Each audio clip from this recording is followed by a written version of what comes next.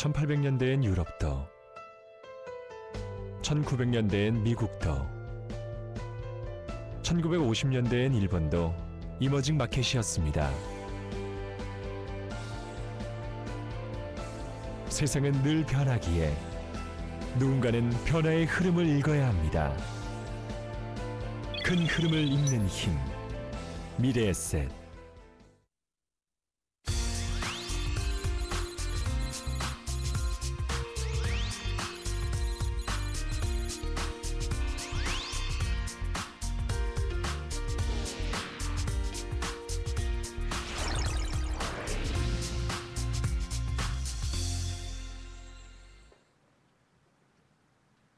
네, 시청자 여러분 안녕하세요. 부동산 비타민의 장윤정입니다.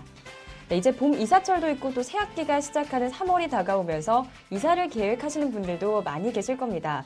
네, 그중에서도 전세로 계시는 분들의 고민이 또 가장 크지 않을까 싶은데요. 또 워낙 또 가격이 많이 올라 있고 앞으로도 가격이 오를 것이다라는 이런 전망들이 나오면서 걱정거리들 많으실 겁니다. 네, 일단 과연 지금 전세 시장 상황이 어떤지 먼저 살펴보는 게 가장 중요할 텐데요. 네, 잠시 후 이어지는 비타민 처방전에서 전세에 관한 사연과 함께 여러 가지 궁금증들 자세하게 살펴보도록 하겠습니다. 네, 오늘 부동산 비타민 주요 뉴스부터 시작하겠습니다.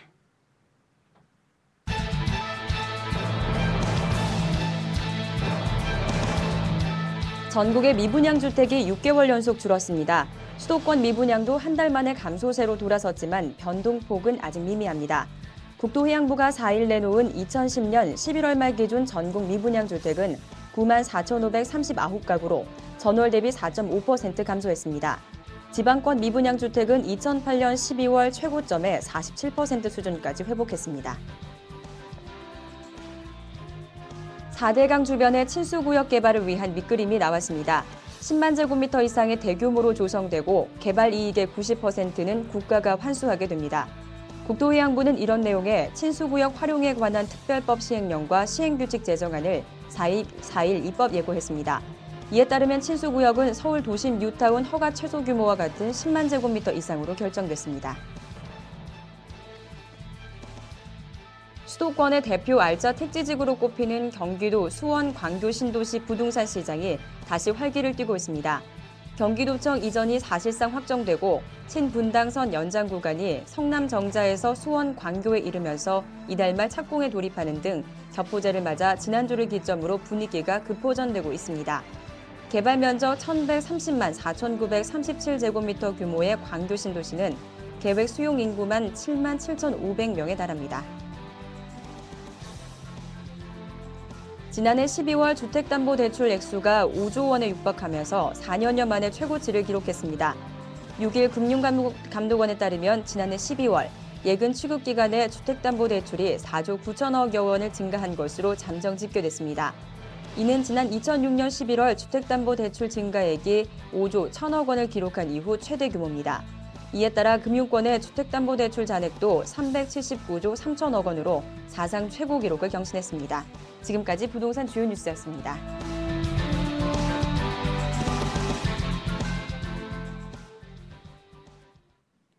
네, 지금까지 지난주 부동산 주요 뉴스 살펴봤습니다. 네, 계속해서 부동산 일리스타 김현 이사님 모시고요. 네, 부동산 시장의 동향과 이슈에 관해서 자세하게 이야기 들어보도록 하겠습니다.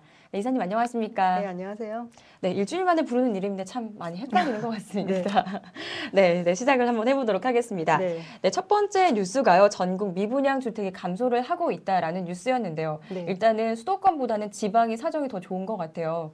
네, 지방이 지금 미분양 주택이 최고치보다는 50% 이상 감소를 했다고요? 네, 말씀하신 것처럼 지방의 미분양 주택이 최고치에 비해서는 50% 이상 감소를 했는데요. 지방 미분양 물량이 가장 많았던 시기는 2008년 12월입니다. 약 13만 9천 가구 정도가 됐었는데요. 네. 국토해양부에서 11월 말 기준으로 해서 밝힌 지방의 미분양 주택이 지금 6만 5,300 50가구이기 때문에 전반적으로 최고치에 비해서는 53% 감소를 한 것으로 네. 나타났고요. 전국의 미분양 주택이 현재 9만 4,539가구로 6개월 연속 전국적으로도 미분양 물량이 감소를 하고 있습니다. 다만 수도권 같은 경우는 11월 기준으로 29,189가구인데요. 수도권 같은 경우는 최고치에 비해서 사실상 크게 줄어들지 않고 있어서 네. 미분양 물량이 그 지방은 굉장히 눈에 띄게 감소를 하고 있고 수도권은 뭐 어느 정도 유지가 되는 선에서 전국적으로는 뭐 조금씩 감소를 하고 있다라고 볼 수 있을 것 같습니다. 네, 일단 뉴스에서도 봤지만 수도권 같은 경우에는 줄어들긴 했지만 그렇게 수치가 눈에 띌 정도는 아닌 것 같아요. 네, 그러면 이렇게 수도권 미분양은 줄어들지 않는 이유가 어디에 있을 거고요. 일단은 또 수도권 미분양이 빨리 또 해결이 돼야 될 텐데 어떤 대책이나 이런 것들은 없습니까? 네, 수도권 미분양 물량이 감소를 하기 위해서는 사실 네. 수도권의 그 아파트 시장이 좀 살아나야 되는데요. 네. 아무래도 지금은 전반적인 시장 자체가 침체라고 하는 게 가장 큰 이유일 거고요. 또 수도권에 지금 남아있는 물량들이 대부분 중대형 아파트 위주로 지금 남아있는 상황이기 때문에 그 미분양 물량이 줄어들기가 좀 어렵고 또 분양가 상한제 이전에 대규모로 건설회사들이 분양 물량을 쏟아내면서 분양 가격도 사실 만만치 않은 수준이었거든요. 이런 것들이 지금 복합적으로 수도권 미분양 물량을 감소하기에는 굉장히 좀 어렵게 만들고 있는 요소로 보여지고요. 네. 그 다음에는 지금까지 그 정부에서 여러 가지 대책을 내놓고 있었는데요. 그것도 대부분 지방의 미분양 물량을 감소하는데 영향을 미친 경향들이 좀 많았습니다. 최근에 그 대한주택보증에서 환매 조건부로 미분양 주택을 구입하는 것도 작년까지는 지방에 한해서만 구입을 했었고요. 네. 올해부터는 이제 서울을 제외한 수도권까지 구입을 한다고는 하고 있지만 여하튼 지금까지의 대책은 지방에 좀 집중이 되고 있었고요. 또 지방의 미분양 주택을 구입할 때 취등록세 감면 혜택이 있는데 이 부분도 수도권에서는 해당이 안 되고 네. 지방에 대해서만 지금까지 정책이 좀 많이 집중됐다라고 볼 수 있을 것 같습니다. 또 지방 같은 경우에 여러 가지 건설회사들이 자구책을 많이 내놨습니다. 분양 가격을 인하하기도 했었고요.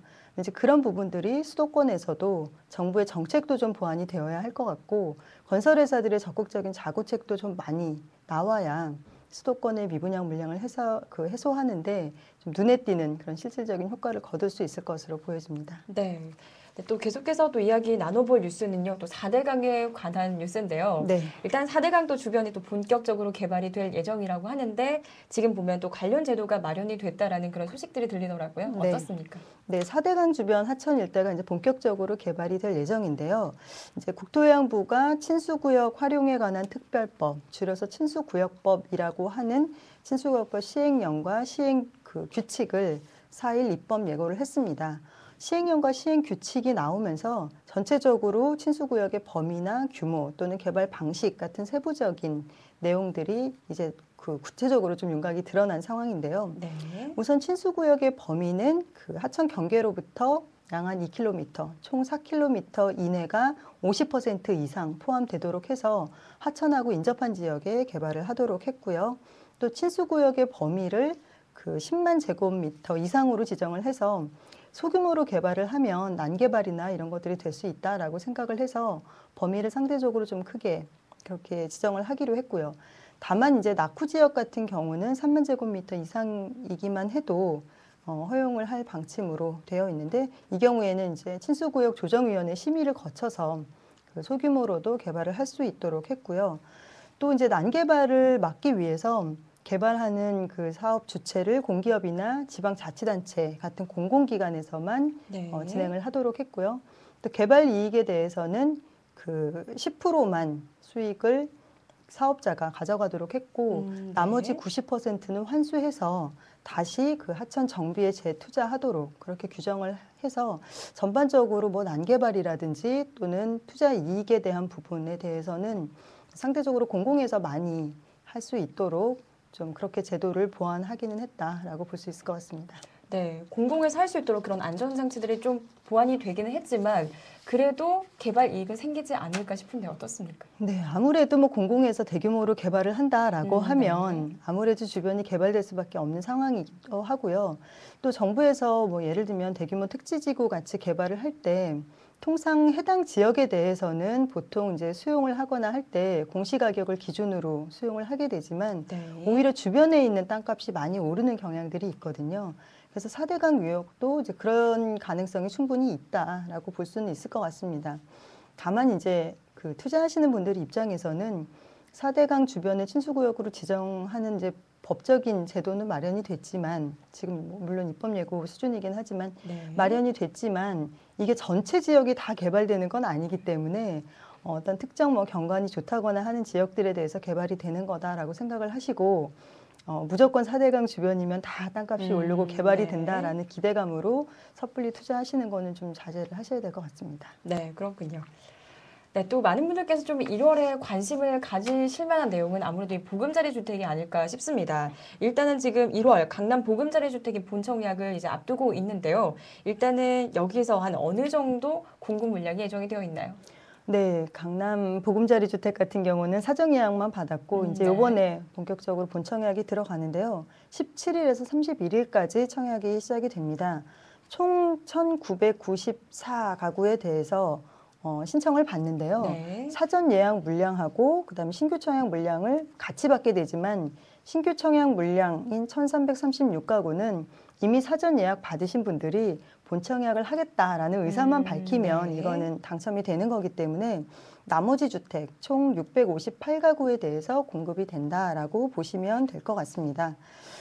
사전 예약 당첨자 중에 뭐 미신청 물량이 발생을 하면 조금 늘기는 하겠지만 전체적으로 물량이 658가구라서 많지는 않은 수준이다라고 하는 거는 감안하셔야 될 것 같고요. 네. 강남의 세곡지구가 273가구, 우면지구가 385가구가 공급될 예정입니다. 표에서 보시는 것처럼 뭐 세자녀나 신혼부부, 생애 최초 노부모 부양 같은 특별 공급으로 509가구가 공급이 되고요. 네. 실질적인 일반 공급은 149가구가 책정이 돼 있습니다. 특별 공급 물량이 많기 때문에 자격 요건을 갖추신 분인지 본인이 자격 요건이 있는 분인지라고 하는 거를 잘 살펴가지고 특별 분양 물량을 공략할 필요가 있다라고 볼 수 있겠습니다. 네, 그렇군요. 그리고 많은 분들께서 이 보금자리 주택에 관심을 가지시는 이유는 다른 아파트에 비해서 좀 가격이 저렴하다라는 그 장점을 들 수가 있을 텐데요. 네. 그러면 좀 다른 아파트의 뭐 면적이랑 이런 지역을 비교해서 이 보금자리 주택의 가격은 어느 정도 차이가 있는 건가요? 예, 보금자리 주택이 가장 인기를 끌었던 거는 이제 반값 아파트라고 네. 하는 이름으로 나왔었기 때문에 실제로 가격 경쟁력이 얼마나 있나라고 하는 게 굉장히 관심사이실 텐데요. 요번에 본청약 발표된 분양 가격을 보면 3.3제곱미터당 분양 가격이 934만 원에서 1,006만 원입니다. 네. 사전 청약을 할 때 예상되는 그 추정 분양 가격이 1,030만 원에서 1,150만 원 수준이었는데요. 그거에 비해서도 지금 분양 가격이 굉장히 낮게 나타난 상황이고요. 강남 서초구의 분양 가격 같은 경우는 2003년 이후에 3.3제곱미터당 1,500만 원을 다 넘어섰거든요. 네. 이번에 나오는 금액이 900만 원대까지 나오기 때문에 굉장히 저렴하다라고 볼 수 있을 것 같고 특히 그래프에서 보시는 것처럼 금융위기 전인 2007년 같은 경우는 강남 서초의 분양 가격이 모두 3천만 원을 넘어섰었습니다. 최근에는 뭐 분양한 단지가 많지 않고 특히 강남 같은 경우 2008년에 분양이 없는데요. 작년 4월에 분양한 강남구 역삼동 역삼 서해블루가 68가구였는데도 불구하고 한 2천만 원대 정도 수준까지 분양 가격이 나왔었고요. 서초 반포동 힐스테이트 같은 경우는 3.3제곱미터당 3천만 원 이상이었습니다. 네. 그렇게 보자면 분양 가격만 봐도 주변의 강남 서초에 비해서 굉장히 저렴한 수준이고요. 또 현재 입주되어 있는 아파트의 가격과 비교를 해보면 현재 강남구의 아파트 평균 3.3제곱미터당 가격이 3,274만 원입니다. 이 중에 저렴한 수서동 같은 경우가 2,071만 원이고요. 네. 서초구는 평균 2,839만 원에 우면동이 2,224만 원입니다. 때문에 요번에 보금자리 주택 같은 경우 900만 원대에서 1,000만 원대 수준이기 때문에 뭐 반값 아파트라고 네. 하는 말뿐만 아니라 현재 있는 단지보다는 굉장히 저렴한 수준이다. 그래서 가격 경쟁력은 정말 확실하다라고 볼 수 있을 것 네, 같습니다. 최대 장점인 것 같습니다. 네. 일단은 또 특별 분양을 받기도 상당히 또 쉽지가 않을 것 같은데요. 이 특별 분양을 받기 위해서는 좀 어떤 조건을 가지고 계셔야 될까요? 예, 요번에 본청약을 할 때 청약 저축 통장을 가지고 계신 분들이 이제 일반 분양을 받으실 수가 있는데요. 사전 예약 경쟁률과 비교를 해보면 사전 예약 같은 경우에는 경쟁률이 1.1대 1에서 3.6대 1이었는데 네. 아무래도 본청약은 훨씬 물량이 줄어들기 때문에 그 경쟁이 치열할 것으로 보여지고 있고요. 또 또 사전 예약대 당첨 커트라인이 강남지구가 1,700만 원대, 그리고 서초지구가 1,500만 원대였는데요. 그것과 비교를 해보자면 이번 본청약 때는 청약 저축 납입 금액이 1,900만 원 이상은 되어야 당첨이 될 것으로 보이기 때문에 청약 통장 오래 가지고 계셔가지고 네. 납입 금액이 많으신 분들 도전을 해보셔야 될 것 같고요. 또 사전 예약 같은 경우도 분양을 받고 나서도 부적격 판정이 난 경우들이 좀 많았습니다. 그래서 신청을 하실 때 특별 분양 같은 경우는 특히 주의해서 본인의 조건들을 많이 확인을 하셔야 될 것 같고요. 신혼부부나 생애 최초 같은 경우에 소득 기준이 있습니다. 3인 가구 기준으로 해서 월 평균 388만 8천 원 네. 이하의 소득을 현재 가지고 있어야 하고요. 부동산 자산 기준도 있는데 2억 1,550만 원, 또 자동차 같은 경우도 기준이 있어서 2,635만 원 이하인 분들만 청약 네. 신청을 받을 수 있기 때문에 그런 자산 같은 것들을 꼼꼼히 체크를 하셔야 되는 거고요. 또 이제 분양을 받게 되면 뭐 가격 경쟁력이나 투자성 향후 가치들이 네. 있기 때문에 규제들도 또 있습니다. 그래서 분양을 받으시면 90일 이내에 당첨된 이후에 이제 90일 이내에 입주를 하게 될 때 바로 90일 이내에 입주를 하셔야 되고요. 또 5년간 거주 기간도 있기 때문에 거주 의무 기간도 채우셔야 하고 또 10년간은 전매도 하실 수가 없습니다. 네. 그래서 그런 점들을 고려하셔가지고 본인 상황들도 확인을 하셔야 될 것 같습니다. 분양을 받으시려고 하면요, 인터넷 신청도 받으실 수가 있고, 그다음에 현장 신청도 가능한데요. 토지주택공사에서 열리고 있는 사이버 홍보관을 통해서 자세히 알아보시고 신청을 하시면 좋을 것 같고요. 입주는 2012년 10월에서 12월 입주할 예정입니다. 네, 그렇군요. 그리고 이번 달 이제 보금자리 주택 본청약 지역이 보면은 이제 우면과 세곡 이 두 지구인데요. 이 두 지구 중에서 좀 많은 분들께서 거주를 하실 때 좀 살기가 편한 곳이 있다면 둘 중에는 어느 곳이 될 거라고 보시나요? 그리고 또 다른 또 보금자리 주택이 언제 또 공급이 될 예정인지 같이 좀 말씀해 주시죠. 네, 뭐 두 지역 모두 우열을 가리기가 어려울 정도로 네. 굉장히 좋은 지역인데요. 뭐 상대적으로 우면지구 같은 경우는 서초구 우면동하고 과천의 주암동 일대에 위치를 하고 있습니다. 서울 도심권하고 굉장히 강남의 아주 중심권역이랑 가까이 인접해 있다라고 보시면 될 것 같고요. 4호선 선바위역 또 경부고속도로로 이용하기가 굉장히 좋은 지역에 입주를 하고 있다라고 보시면 될 것 같고, 강남 세곡지구 같은 경우는 주변이 그린벨트 지역입니다. 그래서 굉장히 네. 쾌적성이 높은 지역이다라고 보시면 될 것 같고요. 지하철 3호선 수서역이 인접해 있는 지역입니다. 그래서 두 지역 모두 사실 굉장히 좋은 지역이다라고 볼 수 있겠고요. 앞으로 보금자리 주택의 본청약이 공급되는 거는 강남권 같은 경우 위례신도시가 내년 6월에 공급될 네. 예정이고요. 그다음에 강남 세곡 2지구, 내곡지구 같은 경우에는 2012년 9월에서 12월, 2013년 1월에서 4월 사이에 순차적으로 본청약이 진행될 예정이니까요. 네. 뭐 지금하고 생각해서는 약간 시간차가 있어서 지금 이제 청약 조건이 되시는 분들은 일단 강남권의 첫 본청약에 한번 도전해 보시는 것도 좋을 것 같습니다. 네, 올해 또 중순에 있을 이 또 보금자리 주택에 관한 그런 청약도 생각을 해보시면 좋을 것 같습니다. 네, 지금까지 이사님과 함께 주요 뉴스와 또 1월에 보금자리 주택 본청약을 앞두고 있는 우면과 세곡 지구에 관해서 좀 더 자세하게 살펴봤습니다. 네, 김희연 이사님과는 여기서 인사를 나누도록 하겠습니다. 네, 이사님 오늘도 고맙습니다. 네, 고맙습니다. 네, 계속해서 부동산 용어 보시고요. 저는 비타민 처방전에서 뵙겠습니다.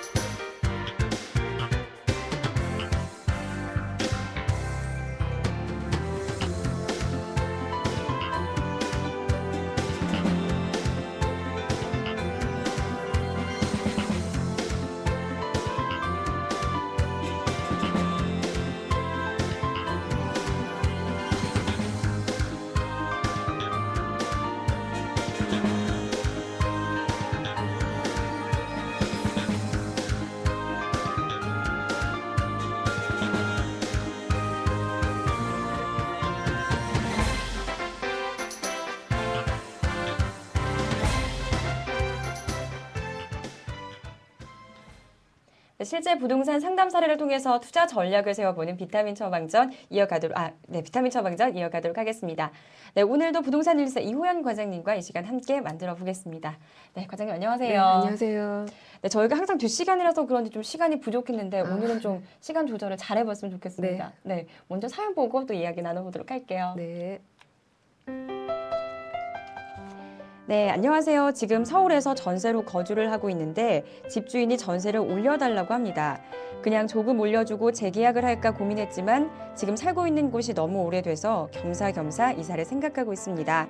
서울이나 경기권으로 1억에서 1억 5천만 원 정도 전세 물건을 찾고 있고요. 직장이 강남 쪽이라 그쪽으로 출퇴근이 편리한 곳이었으면 더 좋겠습니다. 가족은 아내와 딸 한 명으로 중소형이면 되고요. 가격도 저렴하면서 괜찮은 단지 소개 부탁드립니다.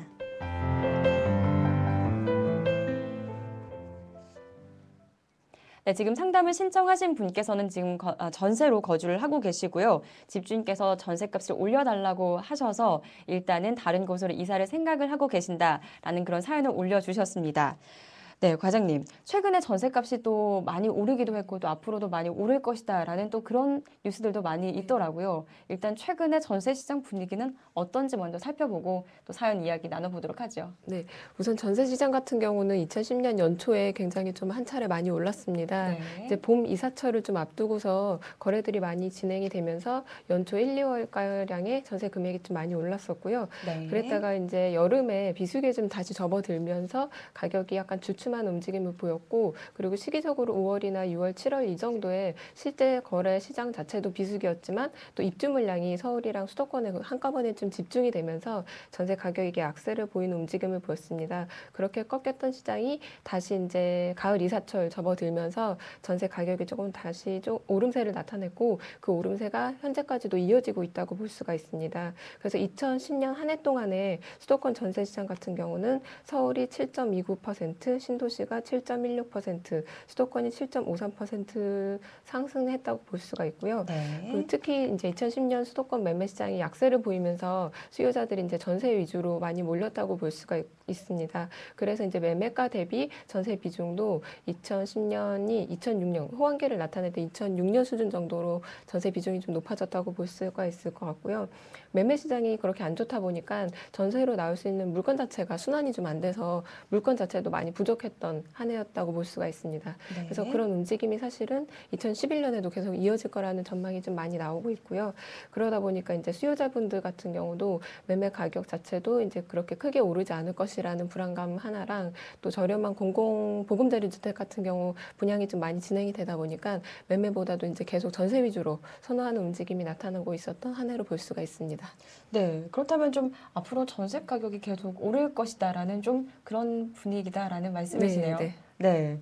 그러면은 일단 또 전세 만료를 앞두고 계신 분들께서는 이 상담을 신청하신 분처럼 재계약을 하실 것인지 아니면 좀 더 좀 싼 가격으로 다른 곳을 이사를 하실 네. 것인지 이렇게 고민을 하고 계실 것 같아요. 일단은 그런 고민 자체가 향후 전세 가격이 어떻게 움직이느냐를 살펴보고 선택을 하셔야 될 것 같은데, 네, 어떻게 될 거라고 보시나요? 네, 2011년 같은 경우는 방금 말씀드린 것처럼 가격 자체는 계속 2010년에 이어서 오름세를 좀 나타낼 것으로 예상을 하고 있습니다. 그 대표적인 이유 같은 경우는 새 아파트 입주 물량이 계속 여러 번 말씀을 드리긴 했었는데 네. 2011년에 물량이 2010년보다는 한 35% 정도 줄어들 것으로 예측을 하고 있습니다. 특히나 이제 경기 중심으로 수도권 입주 예정 물량이 많이 줄어들 것으로 예상을 하고 있고요.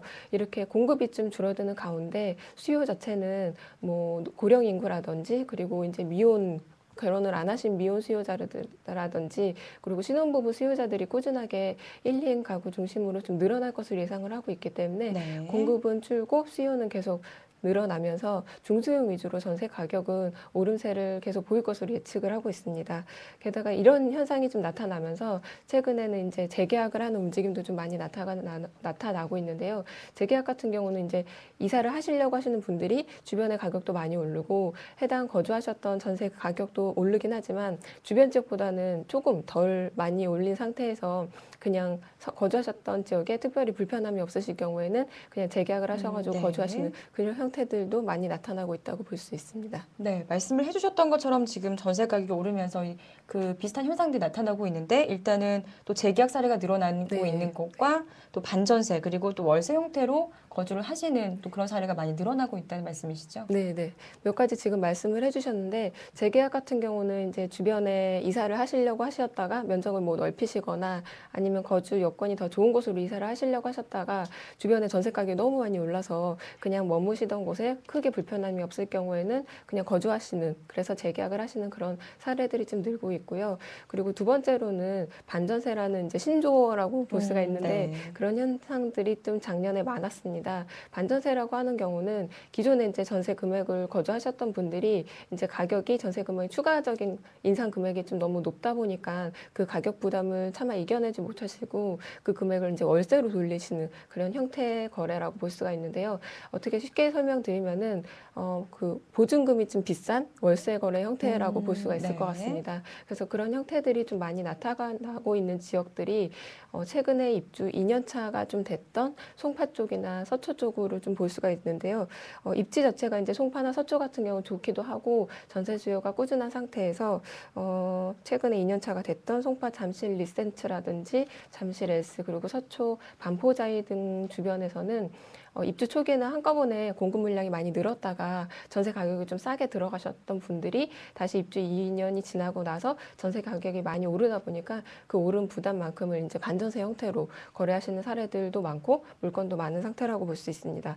그리고 이제 이렇게 순수하게 전세 거래 외에도 실제 이제 월세 자체로도 거래하시는 분들이 많으신데 오피스텔 같은 경우는 사실 그 임대 수익형 상품이기 때문에 기존의 월세 수요들이 굉장히 많으셨습니다. 근데 네. 아파트 같은 경우 사실 월세 비중이 그렇게 높진 않았는데 이제 중소형 중심 물건도 딸리고 하다 보니까 월세 자체만으로도 거래하시는 사례들이 좀 많았고 그리고 더불어서 이렇게 물건이 많이 부족하다 보니까 3월이나 4월 봄 이사철에 이사를 계획하셨던 분들이나 신혼부부들이 물건이 하도 없다고들 보도에서 네. 많이 나오다 보니까 먼저 이제 전세 물건을 찾으시려는 분들이 먼저 움직이셔서 선계약하시는 그런 사례들도 나타나고 있습니다. 네, 그렇군요.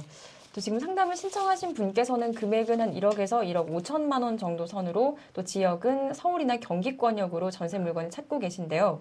네, 그러면 과장님, 이 금액으로 또 이 지역에 살만한 곳이 있을까요?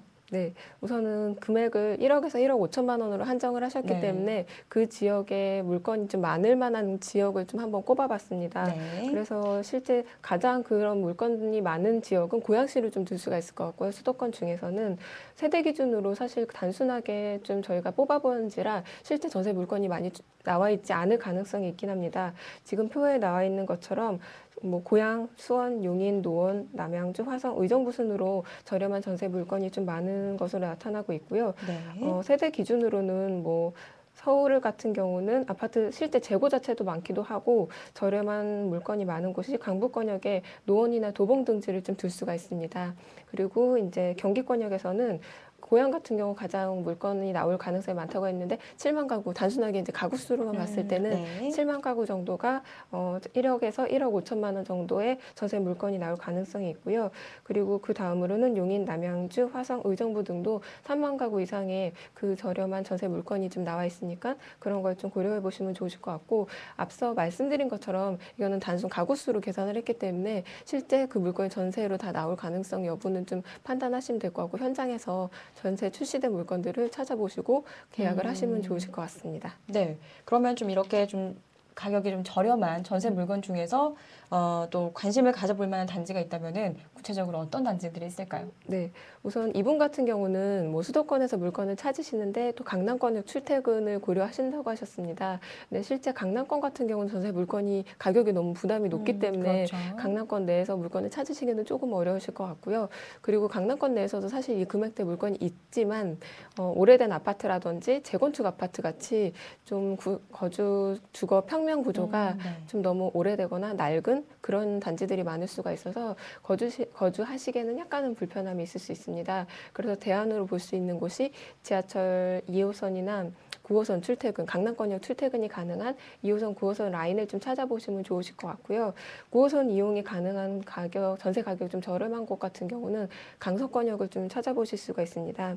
등촌동이나 가양동 같은 경우가 대단지 아파트가 좀 많이 입주를 하실 수가 있고, 양천 한교나 가양 증미역에서 도보 10분 이내로 이용하실 수 있는 단지들이 좀 많습니다. 그리고 2호선 이용할 수 있는 곳 같은 경우는 관악구 신림동의 동부아파트, 구로구 구로동의 구로현대아파트가 대표적이고요. 한번 갈아타셔야 되지만 2호선 라인 이용이 가능한 곳은 양천구 신전동의 신트리 1단지, 그리고 강북권역이긴 하지만 마포 염리동의 상록 아파트 등도 좀 찾아보실 수 있습니다.